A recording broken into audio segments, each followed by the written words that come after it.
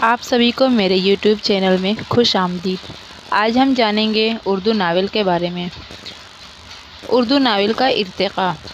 اردو زبان میں قصے کہانیوں کی روایت بہت پرانی ہے۔ اس روایت کو ناول کے طرز میں ڈھالنے کا تصور مغربی ادب سے آیا۔ ناول اپنے عہد کے مختلف طرح کے انسانی تجربوں کو فنی سلیقے سے پیش کرنے والے فن کا نام ہے۔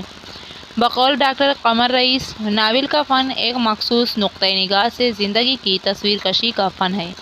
حقیقت کو تخلیق کا روپ دے کر یا تخلیق کو حقیقت کا جامہ پہنا کر اس طرح پیش کرنا کہ قصہ کی حیثیت سے اس کے تمام اجزاء میں تال میل اور ہم آہنگی قائم رہے، ناول ہے۔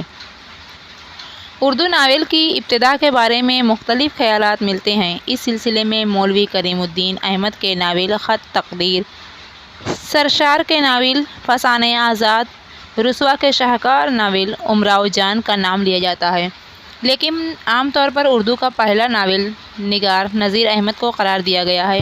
گو ان کے قصے ناول کے مغربی معیار پر پورے نہیں اترتے، پھر بھی اس میں شبہ نہیں کہ اردو میں ناول کا نقطۂ آغاز انہی کے قصے ہیں۔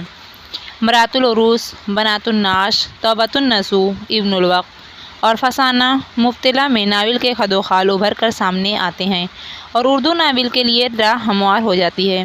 نذیر احمد کے ناول زیادہ تر اصلاحی ہیں اور وہ مشرقیت کے دل دادا اور مغربیت کے سخت مخالف ہیں۔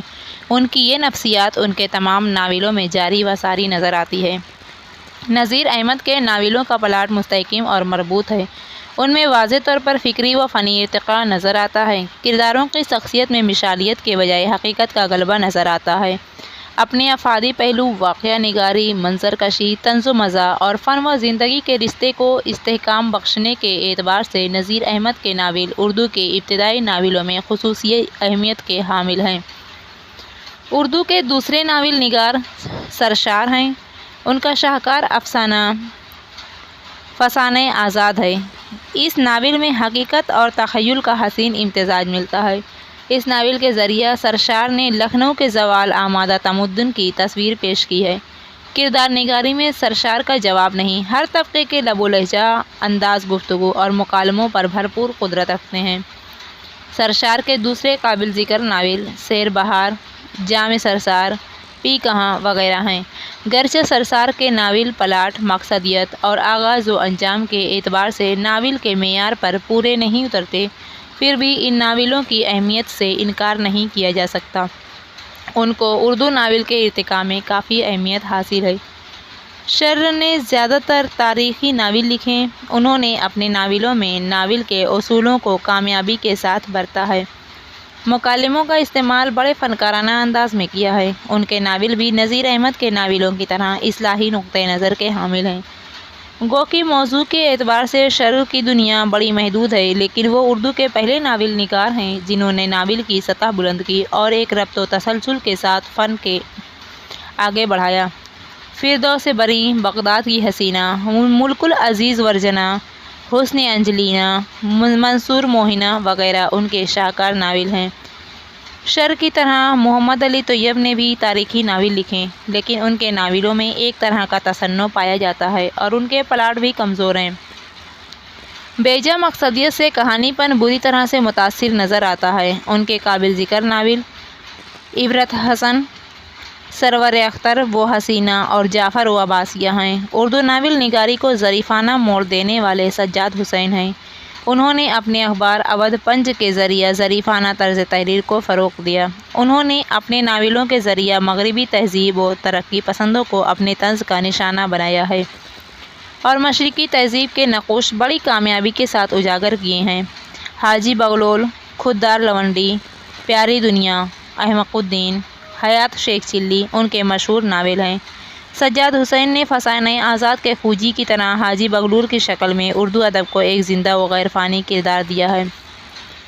مولانا راشد الخیری کے ناول اپنے المیہ جذبات سے متاثر کرتے ہیں۔ طبقۂ نسواں کی اصلاح ان کے ناولوں کا خاص موضوع ہے۔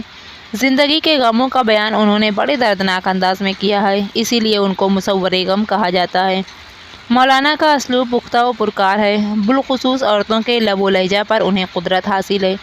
مولانا نے بہت سے ناول لکھے ہیں جن میں بنت الوقت، عروس کربلا، نوحہ زندگی، ماہ عجم، سیدہ کا لال، آمنہ کا لال وغیرہ قابل ذکر ہیں۔ اردو ناول نگاری میں فن کی نزاکتوں اور لطافتوں کا احساس پہلی بار مرزا رسوا کے ناولوں میں سے ہوا۔ ان کے ناولوں نے اردو ناول نگاری کو نیا موڑ دیا۔ ان کا شاہکار ناول امراؤ جان ادا ہے، جس میں ناول کو طوائف، ہیروئن کی زبانی، لکھنوی تہذیب و تمدن کا نقشہ بڑی کامیابی کے ساتھ کھینچا ہے۔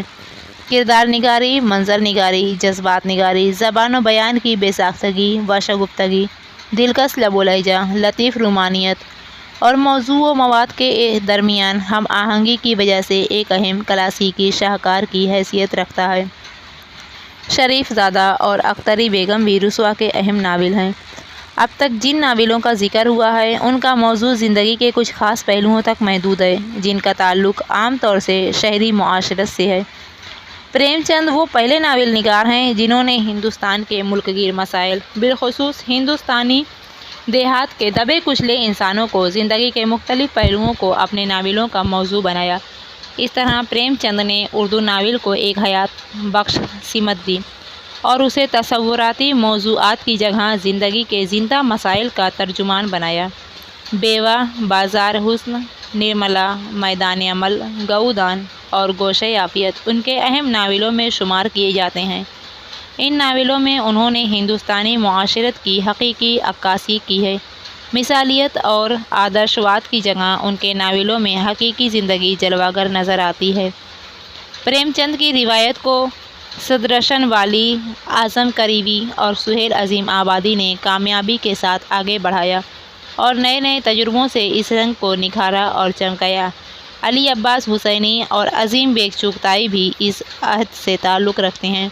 حسینی کے ناول کرداروں کی نفسیاتی تصویرکشی میں اپنا جواب نہیں رکھتے۔ عظیم بیگ چغتائی کے ناولوں میں حقیقت اوت تخیل کا حسین امتزاج ملتا ہے۔ ایم اسلم اور نسیم حجازی نے اردو کے تاریخی ناولوں میں مفید اضافے کیے۔ نیاز فتح پوری اور مجنوں گورکھپوری نے رومانی اور نفسیاتی ناول لکھے۔ ترقی پسند ناول نگاروں نے ناول کو بدلتی ہوئی زندگی کا عکاس و ترجمان بنا دیا۔ وقت کے ابھرتے ہوئے مسائل ناولوں میں جگہ پانے لگے۔ سب سے پہلے سجاد ظہیر نے اپنے ناول لندن کی ایک رات کے ذریعہ ایک نیا تجربہ کیا۔ تکنیک اور فن کی دل آویزی کے اعتبار سے ایک بہترین تخلیق ہے۔ اس میں واقعیت اور صداقت کا عنصر نمایاں ہے۔ اس ناول میں ان ہندوستانیوں کی نفسیات کا تجزیہ پیش کیا گیا ہے جو ترک وطن کر کے مغرب جاتے ہیں۔ اس ناول میں جزوی طور پر شعور کی رو کی تکنیک کا تجربہ کیا گیا ہے۔ عصمت چغتائی اپنے مختصر افسانوں کی وجہ سے مشہور ہیں، تاہم ضدی اور ٹیڑھی کھیر جیسے ناول لکھ کر ناول نگاری میں بھی ایک نمایاں حیثیت حاصل کر لی ہے۔ ان ناولوں میں عصمت نے عورتوں کی مظلومی و بے بسی کی مؤثر تصویریں پیش کی ہیں۔ ان ناولوں کے کردار زیادہ تر متوسط طبقہ سے تعلق رکھتے ہیں۔ کرشن چندر کا نام بھی مختصر افسانے کے حوالے سے لیا جاتا ہے، لیکن انہوں نے شکست، جب کھیت جاگے، طوفان کی کلیاں اور دل کی وادیاں سو گئیں جیسے ناول لکھ کر ناول نگاری میں بھی اپنی جگہ مخصوص کر لی ہے۔ ہندو مسلم فسادات، جاگیردارانہ نظام اور وقت کے دوسرے سلگتے ہوئے مسائل کو اپنے ناولوں کا موضوع بنایا ہے۔ ان ناولوں میں مواد اور تکنیک کا بڑا تنوع ہے اور زبان و اسلوب دلکش اور شاعرانہ ہے۔ بظاہر ان ناولوں میں کوئی فلسفیانہ گہرائی نہیں اور ان میں ایک طرح کی سطحیت کا احساس ہوتا ہے، لیکن انہوں نے جس طرح ہر طبقے کی زندگی اور مسائل کا احاطہ کیا ہے اس سے ان کی فنکارانہ بصیرت کا پتہ چلتا ہے۔ عزیز احمد نے ایسی بلندی، ایسی پشتی، شبنم، گریز، آگ اور ہوس جیسے شاہکار ناول لکھے ہیں۔ جنسی حقائق کے بیان میں کافی بے باکی سے کام لیا ہے، لیکن ناول کی فنی ضروریات کو نظر انداز نہیں کیا ہے۔ ان کے ناولوں کا کینوس بہت وسیع ہے، ان کے ناولوں کا اسلوب بہت دلکش ہے، کرداروں کی نفسیات کا تجزیہ بڑی کامیابی کے ساتھ کیا ہے۔ قرۃ العین حیدر کا شمار اردو کی صنف اول کے ناول نگاروں میں ہوتا ہے۔ میرے بھی صنم خانے، سفینہ غم دل، آخر شب کے ہمسفر، گردش چمن اور آگ کا دریا ان کے شاہکار ناول ہیں۔ आग का दरिया का शुमार उर्दू के चंद अजीम नावलों में होता है। बेहद वसी कैनवस पर फैला हुआ ये नावल 2500 साल की तारीख के पस मंज़र में लिखा गया है। ये नावल तारीखी बसीरत के साथ साथ तकनीक और फ़न के एतबार से भी जदीद इम्कानात का हामिल है। सालिहा आबिद हुसैन ने अज़रा और आतिश खामोश लिखकर दो अहम मसाइल पर रोशनी डाली है। अज़रा मगरिब व मशरिक़ के तहज़ीबी तसादुम की तरफ इशारा करता है। आतिश खामोश एक अलमिया है जिसमें नावल निगार ने यह बताने की कोशिश की है कि फितरत में जंग करने का नतीजा हमेशा तबाही हुआ करता है। क़ाज़ी अब्दुलसत्तार ने रोमानी तारीख़ी और अदबी नावल लिखे हैं। इन नावलों में सरमायादारों पर तनकीद और साथ ही उनकी मज़लूमी व महरूमी की तरफ इशारा किया गया है। सब गज़ीदा, पहला और आखिरी ख़त, दार शिकवा, गालिब और सलाहुद्दीन अय्यूबी उनके शाहकार नावल हैं। उनके असलूब में इनफरादियत और बड़ी दिलकशी और कशिश है। बाद के लिखे गए नावलों में तहज़ीबी तसादम, ज़हनी कर्ब और हिंदू पाक की तकसीम की शक्ल में उभरने वाले गो ना गो पेचीदा मसाइल को मौजू बनाया गया है।